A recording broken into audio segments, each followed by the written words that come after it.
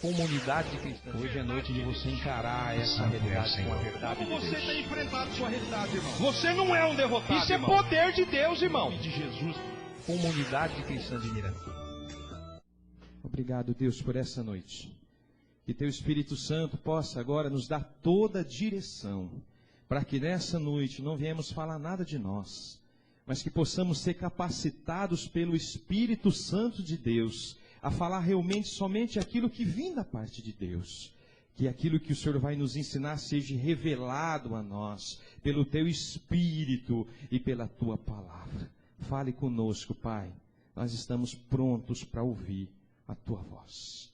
Nós oramos no nome de Jesus. Amém. Amém, irmãos? Nunca se esqueça, viu? Tua família dividida, ela não tem força. Mas junto e na direção de Deus, entra aquele texto: tudo eu posso naquele que me fortalece. Nunca se esqueça disso. Amém? Eu queria que aí toda a igreja pudesse abrir lá no livro de Hebreus, capítulo 6, versículo 1, até o versículo 6. Hebreus, capítulo 6,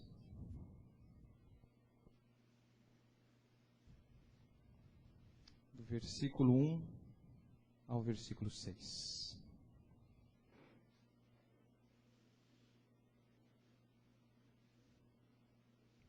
Amém? Todos acharam?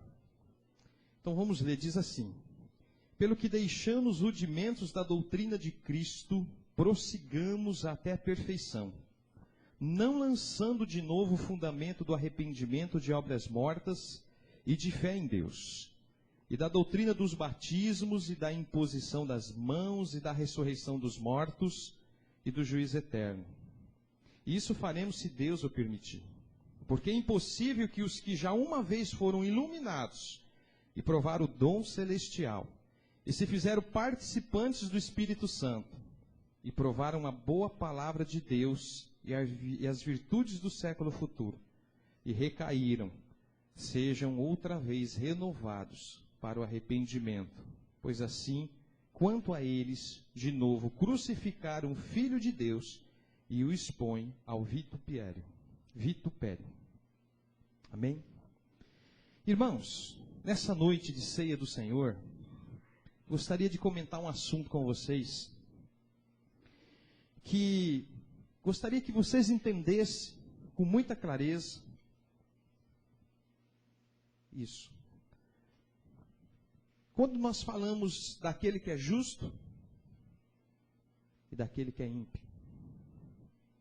Amém? Às vezes nós falamos: pastor, qual que é a diferença do justo e do ímpio? E hoje à noite, hoje de manhã pela manhã, fiquei a parte da manhã inteira até as 4 da tarde aqui na igreja orando. E o Senhor estava trazendo essa revelação dessa diferença em cima desse versículo. Porque esse texto aqui ele está falando daqueles que um dia experimentaram de Deus coisas maravilhosas, tiveram experiências sobrenaturais com o Senhor, experiências aonde Deus falou, aonde Deus curou, aonde Deus fez milagres, aonde Deus restaurou. Irmãos que já tiveram assim uma intimidade tremenda com Deus.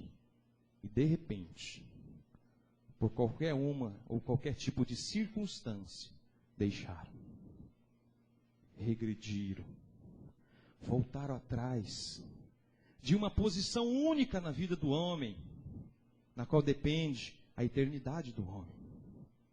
Na posição de um dia reconhecer que era um pecador, de saber que Jesus Cristo, naquele momento, passou a ser Senhor e Salvador da vida dele. E que ele, por livre e espontânea vontade, recebeu não uma religião, não um título religioso. Ele, na verdade, teve acesso para chegar até o Pai dele de volta. Porque Jesus é o único acesso que nos leva ao Pai. Não é eu ser evangélico que eu tenho acesso. Não é ser católico ou ser espírita que eu tenho acesso ao meu Pai. é através de Jesus Cristo. É o único acesso que pode fazer com que eu chegue até Deus. E de repente, irmãos que um dia passaram por esse processo e foram mais adiante, quiseram selar esse processo de salvação e da sua eternidade através do batismo. Pastor, eu quero sim descer as águas, eu quero testificar que a partir de hoje eu sou filho de Deus, não só diante de Deus, mas também diante dos homens. E assumi-lo sem vergonha nenhuma, sem medo nenhum, de declarar que a partir daquele momento, ele estava assumindo a sua paternidade de Deus, sabendo que a partir daquele momento ele estava se tornando o filho de Deus. E por algum tipo de circunstância da vida, desanimaram, recuaram, desistiram pelo caminho dessa longa caminhada cristã. E voltaram da onde um dia estavam. Eu quero dizer para você, querido, que o fato de você estar em Deus não é o fato de você estar na igreja. O fato de você progredir ou de você regredir na sua vida cristã está relacionado às atitudes e reações que você toma todo dia. Está relacionado à maneira que você fala, à maneira que você reage, à maneira que você toma suas posições. E isso testifica se você está progredindo ou se você está regredindo. Amém? A posição sua de filho de Deus, a tua distância, se você está perto ou longe, não é pelo fato de você estar aqui hoje. É o fato de você viver essa paternidade, de saber que você é filho de Deus lá fora. De você viver essa paternidade com o seu irmão. De você viver essa paternidade, essa presença do Pai com sua esposa, com o seu esposo, na maneira de criar seus filhos, na maneira de você proceder como ser humano, na sua integridade, na sua moral, nas suas atitudes lá fora. Porque senão seria muito fácil, missionária, viver toda essa essência de ser filho de Deus aqui dentro, como se aqui nós tivéssemos apetrechos exteriores que testificam a nossa paternidade em Deus. Porque para nós aqui dentro hoje só falta asas. Mas e lá fora? Quando alguém te agride, quando alguém te prejudica, quando alguém fala de você, quando alguém tenta, na verdade, puxar seu tapete, qual tem sido a sua postura? Você tem exercido e tem honrado essa paternidade do teu pai? Ou você tem feito como essas pessoas fizeram em Hebreus? Crucificam ele novamente. Jogam o sacrifício dele no lixo.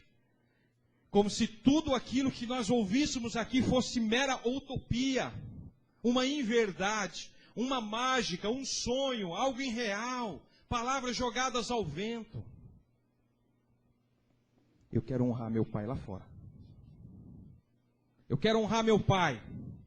E quero que as pessoas conheçam o Pai que eu sirvo. Não Deus de uma religião evangélica, católica, espírito, não. Meu Pai. Lá fora. Quando alguém pisa no meu calo. E eu tenho, na verdade, a existência de honrar meu Pai. Sabe como? Amando aquele que pisa no meu calo. Eu ter realmente a honra do meu Pai. Daquele que fala de mim. Ou de você, de eu levantar a minha mão, e como diz o presbítero Edmar, com sinceridade dizer, Pai, abençoa meu irmão, ele não sabe o que está fazendo. É essa paternidade que tem que estar incutida em você. É isso que vai testificar a sua firmeza com o teu Pai. Que vai testificar realmente se você está perto ou longe. É o vocabulário quando alguém te afronta. Isso que vai testificar a presença de um pai em você. Porque se você não fizer isso, eu quero dizer para você que você é só um religioso da fé. É só um conhecedor das Escrituras. Mas não tem, na verdade, a essência de viver a paternidade pela prática de tudo que aprendemos através da palavra de Deus. Amém, queridos? Mas, pastor, o senhor disse no início, daquele que é justo e daquele que é ímpio, daquele que é justo e perfeito e daquele que é ímpio e impuro. E é nisso que eu quero que vocês entendam. Qual que é a diferença?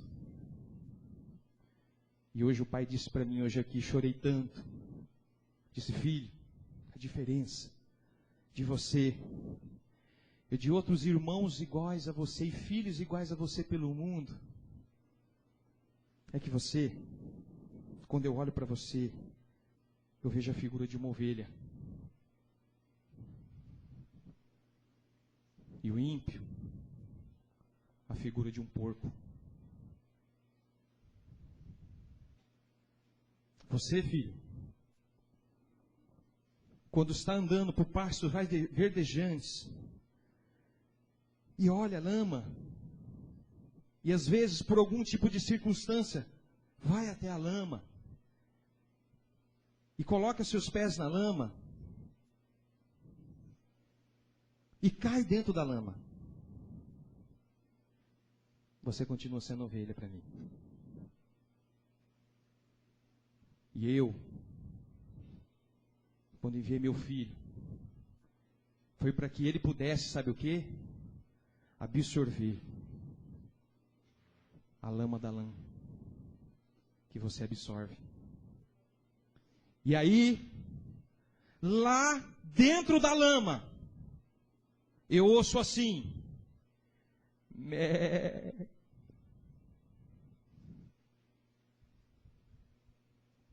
Mé. E quando eu ouço, filho, a minha ovelha berrar, eu saio procurando aonde está esse berro. E quando eu vejo que está na lama, eu entro dentro dessa lama, absorvo essa lama e tiro você de lá. Porque eu paguei o preço para lavar você e para redimir você dessa lama. Porque você é ovelha. Amém, irmãos? Eu paguei. Eu absorvi essa lama no meu corpo. Eu absorvi cada lama que às vezes você se suja na sua vida. Eu absorvi na cruz. Eu absorvi através das chibatadas, da humilhação. Eu absorvi através daquela coroa de espinhos. Absorvi pelos cravos nas minhas mãos. Absorvi pelo peso da cruz. Para que todas as vezes que eu ouço, eu entro e te tiro de lá. Faz um solo para a gente aí.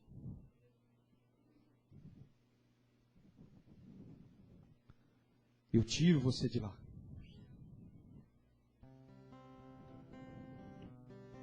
Mas pai, e o porco? O porco. Eu não ouço a voz porque ele é porco, não é ovelha. A ovelha, ela entra na lama, talvez por uma curiosidade, talvez por uma fraqueza, mas ela não é daquele habitat. Aquele alimento da lama, ela até experimenta, mas ela não quer. Mas às vezes ela não tem força para sair. O porco, ele gosta da lama. Ele se delicia com a lama.